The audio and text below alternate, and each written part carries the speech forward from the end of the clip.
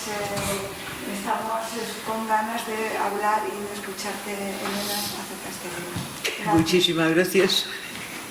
Y la verdad es que lo que había preparado, ahora hablará Héctor, era para que la gente se riera, pero me da la impresión de que, bueno, os vais a reír dos, porque esta señora se va a marchar pronto. No, esta señora se va a sentar aquí. Vale. Bueno, buenas tardes a todos. Para mí es un honor y un placer, en mi calidad de investigador principal del proyecto Sefarad Siglo XXI, dedicado a la edición y estudio filológico de textos sefardíes, que es donde se enmarcan las labores plasmadas en el volumen que aquí venimos a presentar. Digo que es un honor y un placer presentar a dos colegas y amigas, o colegas al cuadrado, si prefieren. La autora, Elena Romero, profesora de investigación del CSIC, jubilada pero no retirada, como queda claro por el libro que acaba de publicar, y máxima especialista en literatura sefardí en España, desde luego, y en el mundo probablemente también. Y al otro lado de la mesa tenemos a Pilar Romeu, la doctora Pilar Romeu, alma mater de la editorial Tirocinio, en cuya colección Fuente Clara ha aparecido este volumen. Y lamentablemente, por problemas familiares, no han podido asistir a esta presentación los coartífices de la edición material del libro. Almudena Martínez, secretaria académica de la Fundación San Millán de la Cogolla, y Claudio García Turza, director del Instituto Orígenes del Centro Internacional de la Lengua Española, también en San Millán de la Cogolla, que han sufragado parcialmente los gastos de publicación, coeditado con Tirocinio. A mí no me queda más que agradecerle su asistencia, agradecerle a Elena que rematara el libro, porque era parte de los objetivos del proyecto, y que lo rematara en tiempo, en forma. Ya sabía que lo iba a rematar adecuadamente. Y por mi parte, poco más, ceder la palabra primero a Pilar Romeu, y que luego ella se la ceda a Elena para que comente algunos aspectos destacados del volumen.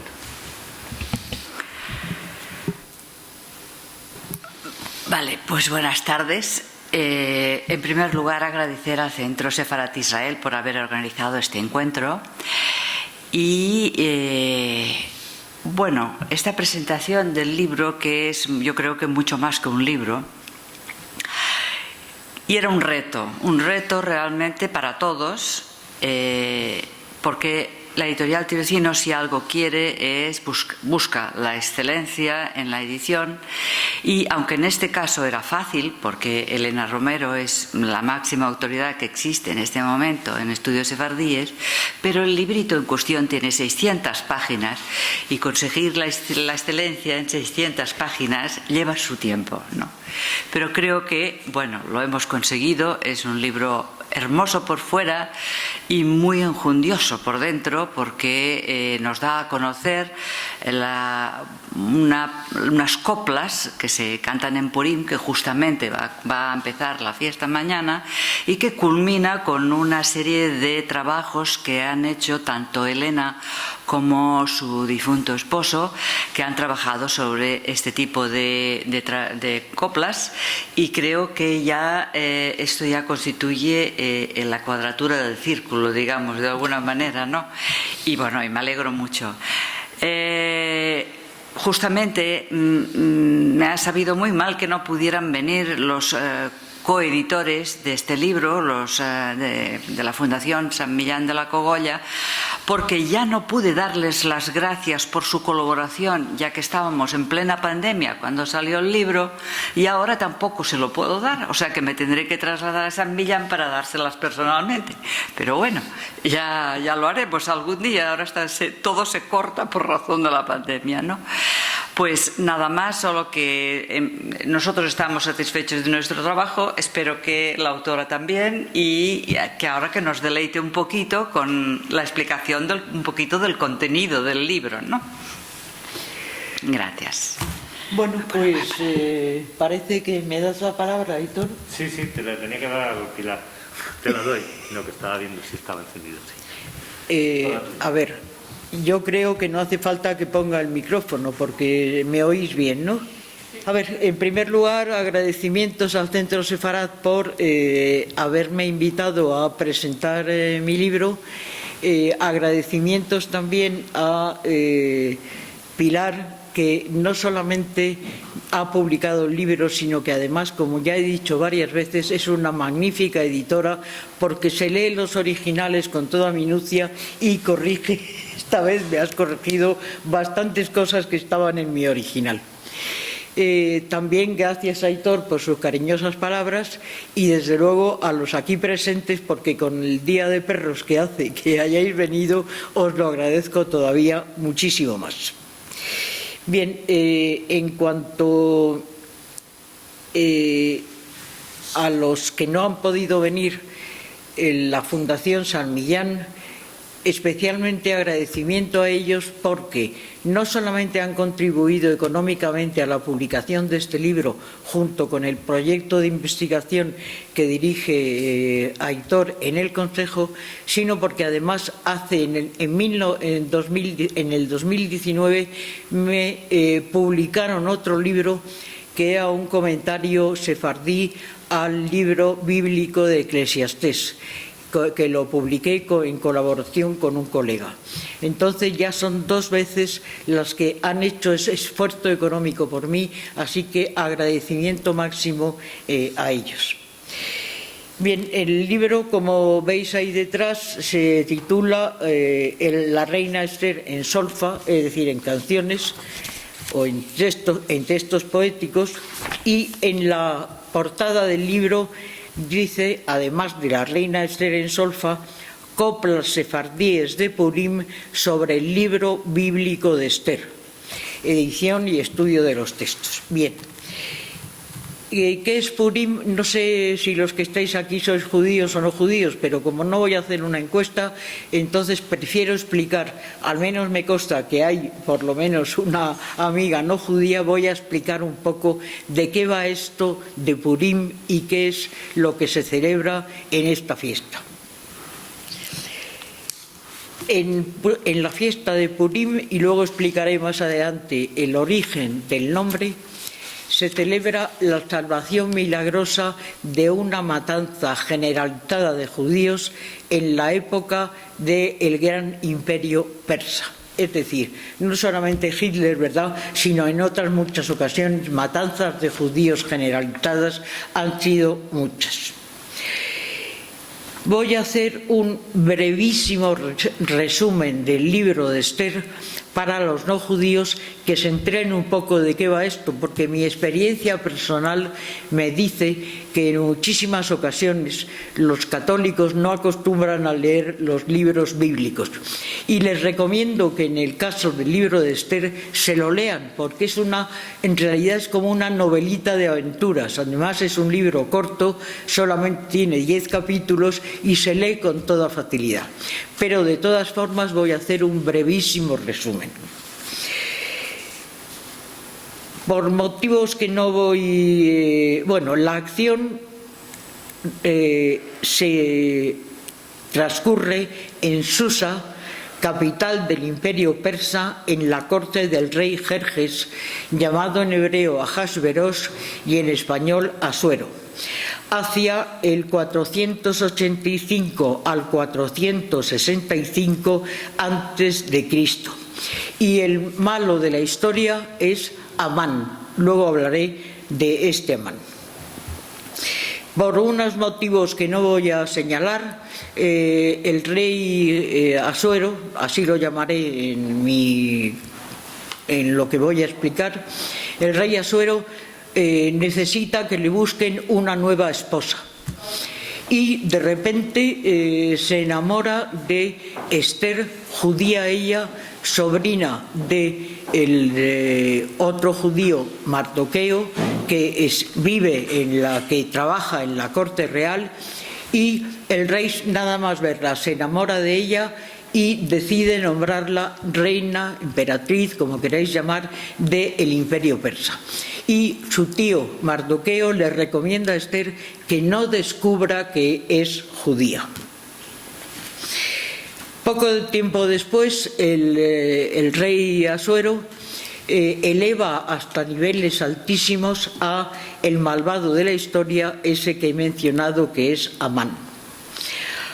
Amán odia a los judíos hasta la médula, hasta el punto de que quiere exterminarlos a todos los judíos del imperio que tiene 127 provincias con una extensión enorme, y quiere exterminarlos a todos. Entonces, ¿qué hace? Para ver en qué momento es el mejor para matar a los judíos. Pues para ver cuál es el momento mejor, echa a suertes, y de ahí la palabra Purim, que es el nombre de la fiesta, porque en hebreo Pur es suerte, Purim en plural, suertes, y Amán echa suertes para descubrir el día. Y le sale en las suertes que ha echado el día 13 del mes de Adar. El mes de Adar es uno de los meses del calendario judío, y entonces piensa que este es el mejor día para acabar con los judíos del imperio.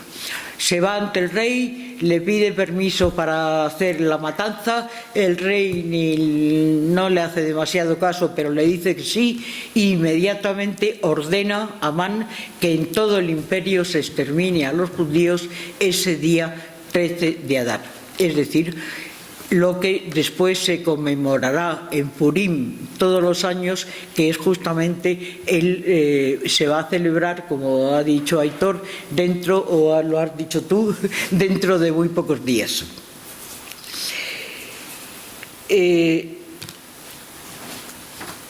Esther, que se entera, ya nombrada reina, que se entera de lo que va a pasar a su pueblo, intenta organizar la cuestión para salvar a los judíos, y organiza un par de banquetes 2 días seguidos. Un banquete y luego al día siguiente otro banquete. ¿Qué sucede? En el primer banquete invita solamente a ese banquete al emperador, a su esposo, y a Amán el malo. En ese banquete el rey le pregunta, encantado del banquete, le pregunta qué quiere, que se lo va a dar, y la reina le dice: mañana te lo diré. Esa misma noche el rey Asuero recuerda en sueños, tiene un sueño en el que recuerda que Mardoqueo, que es el tío de Esther, le ha salvado la vida porque ha descubierto que un par de eunucos del imperio, del palacio, querían asesinarle. Y Mardoqueo se había dado cuenta, había avisado, y gracias a eso el rey se había salvado.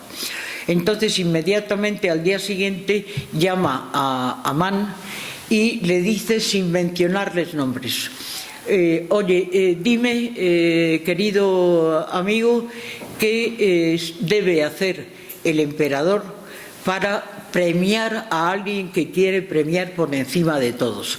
Y el memo de Amán se cree que se está refiriendo a él, y le dice: pues lo que tiene que hacer el emperador es ponerle un traje imperial que haya usado el emperador, subirle en un caballo real y hacer que otro le vaya tirando del ronzal por las calles de Susa, proclamando la grandeza del que va sentado en el caballo. Entonces el rey le dice: muy bien, pues mañana tú tiras del caballo y el que va a ir a lomos del caballo va a ser Mardoqueo. Claro, el gran cabreo que se agarra Esther os lo podéis imaginar dadas las circunstancias, pero no tiene más remedio que hacerlo, y así lo hace.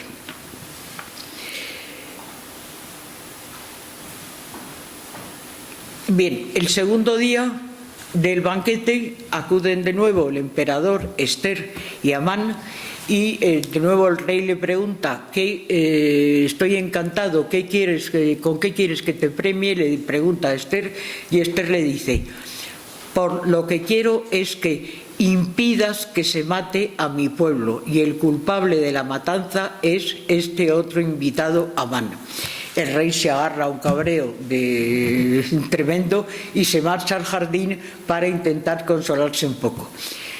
Y en esos momentos Amán intenta pedirle a la reina que le perdone y que le salve. Y se medio echa encima del diván donde está la reina echada, recostada. Y entra el rey, se encuentra a Amán medio tirado encima del diván y piensa, aquí no es lo que parece, que es lo que se dice habitualmente, sino que realmente, y lo dice el texto bíblico, es que también quieres apoderarte de mi esposa, e inmediatamente manda que lo ahorquen.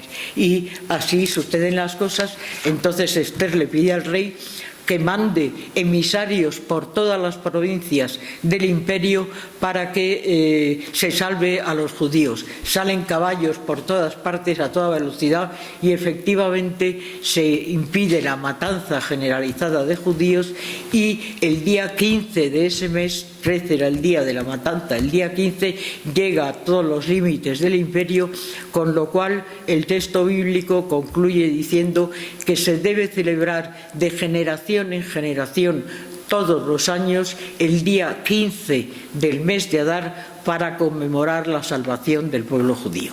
Ese es el texto más o menos muy resumido del libro de Esther. ¿Cómo se celebra tal fiesta?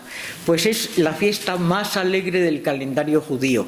Lo que importa es emborracharse, beber vino hasta no distinguir, incluso se dice hasta no distinguir. En el libro de Esther se dice que hay dos bendiciones, bueno, una bendición y una maldición. Bendito Mordejai, Mardoqueo, que es el que ha salvado a los judíos, y maldito Amán, hasta no distinguir la bendición de la maldición y decir justamente lo contrario.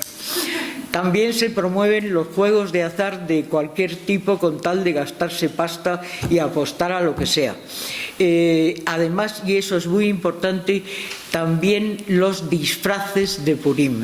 Y justamente ese origen de la fiesta de Purim, en que los niños se disfrazan, pero también las personas mayores, se puede decir que el origen del teatro judío y también del teatro sefardí está en la celebración de Purim, porque parece que el disfraz, a subirse a un escenario y montar un texto teatral, a veces pequeño, a veces largo, está justamente en la historia de Purim. Y eso así lo he demostrado en mi libro sobre el teatro sefardí, en que vienen las escuelas, pequeñas obritas que representaban a los niños, y de ahí cómo se pasa ya a una tarima teatral es evidente. Bien, el título del libro ya lo sabéis, y he dedicado una dedicatoria a mi querido esposo Jacob Hassan, que es de quien he aprendido todo lo que sé de literatura sefardí, diciéndole que espero que le guste este, que es mi último libro. Y efectivamente yo no creo que tenga fuerzas, he cumplido 80 años en el mes de enero pasado y no creo que tenga fuerzas para preparar y publicar otro libro, pero bueno, ya veremos. Ya veremos, tirando a que no, pero bien, la clasificación de las coplas de Purim. Voy a ocuparme ahora brevemente. En Purim hay montones de coplas de distintas categorías según su temática. Y concretamente Pilar también me publicó otro libro que dediqué a las comidas y la festividad de Purim, qué se come en Purim, cómo se juega, cómo se divierte la gente. Pero bien, en este caso lo que me he dedicado es a lo que hemos llamado coplas histórico-bíblicas de Purim, es decir, aquellas que narran el texto bíblico de Esther, a veces de forma más amplia y a veces de forma más breve. Y lo que es muy interesante es que en muchísimas ocasiones lo que se recurre con frecuencia a lo que llamamos en hebreo midrash, es decir, a la leyenda judía. Es decir, en ocasiones el texto bíblico dice las cosas muy parcialmente y no explica suficiente a qué se está refiriendo. Entonces vienen los rabinos de siglos y siglos que van añadiendo comentarios al texto bíblico para explicar qué ha querido decir el texto bíblico según su interpretación. Pues bien, de estos hay abundantes ejemplos en este tipo de coplas. Bien, voy a... Adiós, y lo siento. Vale. Voy a mencionar muy brevemente también el estado de la cuestión. En este libro yo estudio 10 coplas que no os voy a mencionar sus títulos porque los podéis encontrar los que tengáis interés en ver el libro. Las presento, estas 10 coplas, ordenadas cronológicamente desde el texto más antiguo que conozco pero Jacob decía que había en sus estudios bibliográficos, y en este caso quiero hablar de su libro Las coplas de Purim, que justamente se publicó gracias a un colega judío que no está aquí hoy, Jacob Israel Garzón, que al poco de morir Jacob me llamó, me dijo: oye, quiero publicar, porque él tiene una editorial, quiero publicar artículos de Jacob, de los que ha publicado dispersos en muchos sitios. Y yo le dije: no, mira, mejor publica la tesis doctoral de Jacob, que era un tocho así de gordo que no había publicado porque mi marido era un exigente con el trabajo total, el primero para sí mismo, y siempre estaba recopilando más material. En definitiva, Jacob Israel aceptó, y se hizo una edición facsímil de lo que había sido la tesis de Jacob, en donde incluso hay añadidos a lápiz que se ven de las correcciones que Jacob había hecho a su propio texto. Pues bien, Jacob delimita 13 coplas histórico-bíblicas, las que narran el libro de Esther, y yo he editado 10. ¿Por qué 10 y no las 13? Pues porque de 2 de ellas, la que denominamos Historia de Purim y la Historia de Amán, Jacob en ese libro publicado ya hizo una edición magnífica, con lo cual no había que añadir nada más. Y de otro texto que titulamos Breve Historia de Purim, me había encargado de editarlo yo también, con lo cual decidí que no hacía falta. Me di una palmadita en el hombro y dije: Elena, ya has cumplido con lo que hiciste con Breve Historia y no lo repitas. Así pues, en ediciones críticas, en definitiva, las que no habían sido editadas, porque además yo he conseguido añadir 5 textos nuevos que no se conocían hasta el momento, que son los 10 que publico. De las coplas que aquí edito, que son 10, como acabo de decir, solamente me voy a referir a 4 de ellas para aliviar, que son los comentarios que me parecen quizá más interesantes.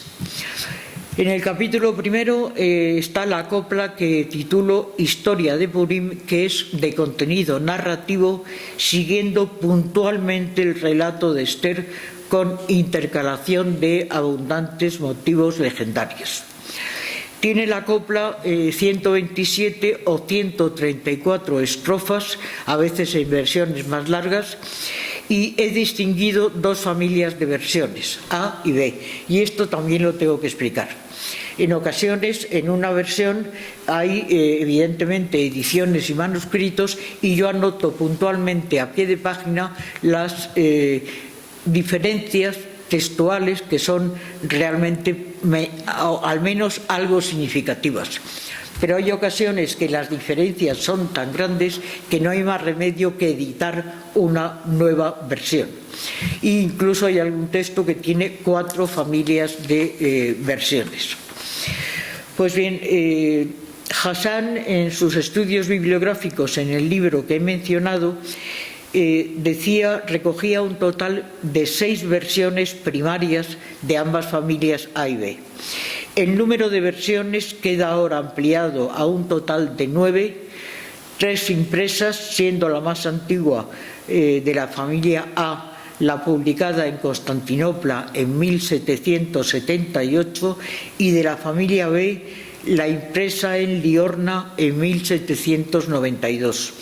Esta versión de Liorna la publicó Moshe Lazar, que publicaba, hacía de cuando en cuando estudios sobre cosas sefardíes, la publicó en California en 1999, con cambios que no he tenido en cuenta, lleno de errores de lectura, como por ejemplo, y para que os deis cuenta de hasta qué punto se equivocaba en su lectura, en una de las estrofas, cuando el texto original dice se meneaba, ¿qué es lo que publica Lazar? Se meaba.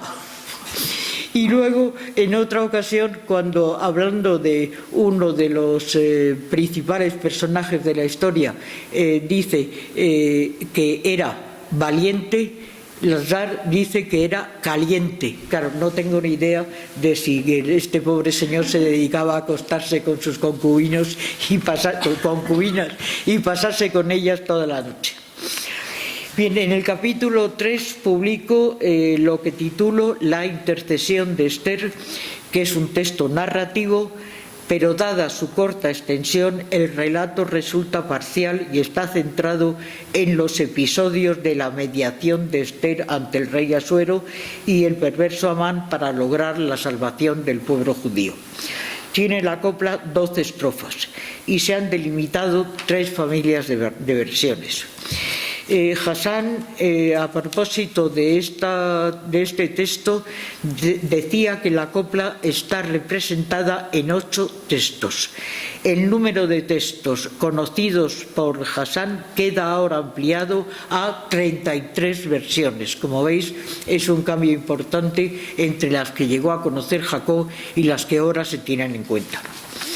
En el capítulo 4 me ocupo el texto que llamo La caída de Amán, que es un texto narrativo, pero no desarrolla la historia de Purim completa, sino que ésta se interrumpe bruscamente en plena humillación de Amán.